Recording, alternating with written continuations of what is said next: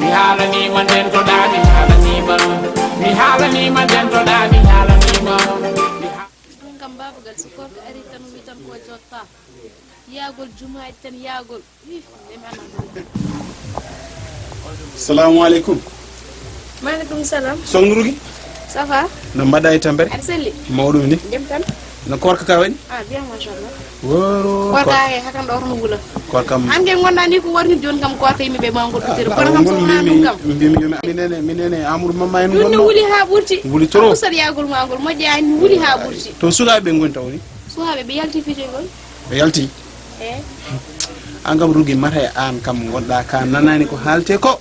walla ko tayade gonɗa iko hollum kedi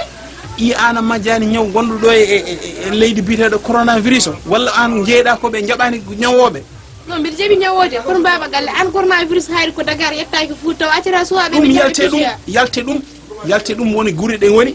sukaɓe ko ittiɓe école mara cikkuɗa ko vacance arani taw ɓe gummima école ɓe gari ɗo henna kay ponnoɗa ko joƴƴindeɓe kam ƴeewa hol goto e mabɓe foof holno janggiri wona ɗo woppat ɓe jaawi pijoyaɓe mbiɗandi wontoɓe goni eɓe lefta jomumen koko koɗine tan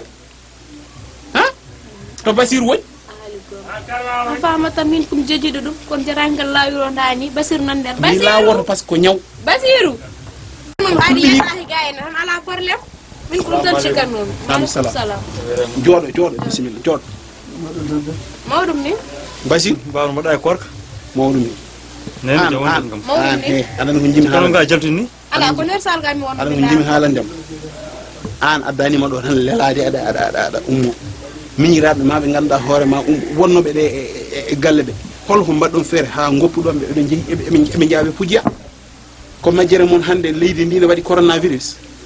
ha ko ittiɓe école adiɓe ɗo en wona yoɓe joni ɓe garti ɗo e galleji au lieu ɓe jooɗo curoɓe ɗo ɓe jooɗo ko gopponɓe ɓe jaaɓe e laabi wontoɓe goni ɓe lefta jomumen ha en mbawi ƴettu toon ñawoɓe gadda ɗumen mi sigguno kay téléji ɗi ne jaltina couruji ɗi ganduɗa hoore ma pour yo sukaɓe janggu an ka janggude ha ƴakkuɗa kayitaji ma a yaltan joƴinaɓe ɗo joƴinaɓe goto wona ɗo goto wona ɗo koɓe tato haɓe goɗɗodira 1 mètre koɓe hay goto anda aɗa jangguinaɓe couruji mabɓe kono natta lelloɗa goppo sukaɓe ne jaa hay goto anda ko gaddata worti ngol ɗo hande kam worti ngol ɗo somi tawtima aɗa wattinɗoma en kaɓa gandan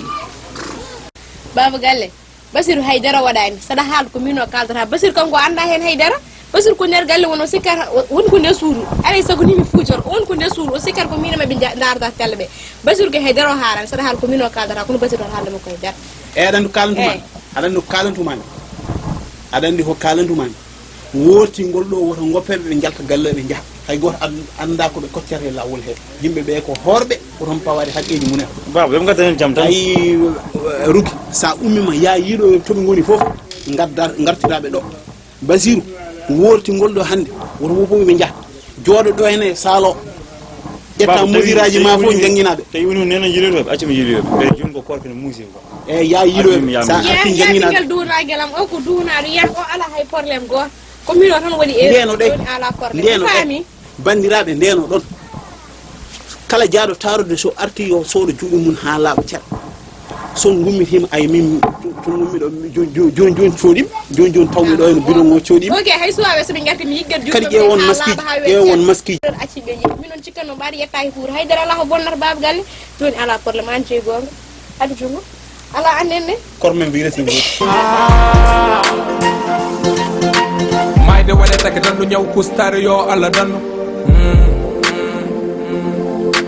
rentade woni safaro yebara saabi yimɓe fo jiddu bala ari bone ari nene sari hakkillaji koko dari nene raba ɓiɓe adama ne wara elani arabi woppani ɓale ɓe rane ɓe sunwaji fo o wari genale mbarode duna ala sikki wuri ko goski korna fijirtaki ngume lawƴende kake ko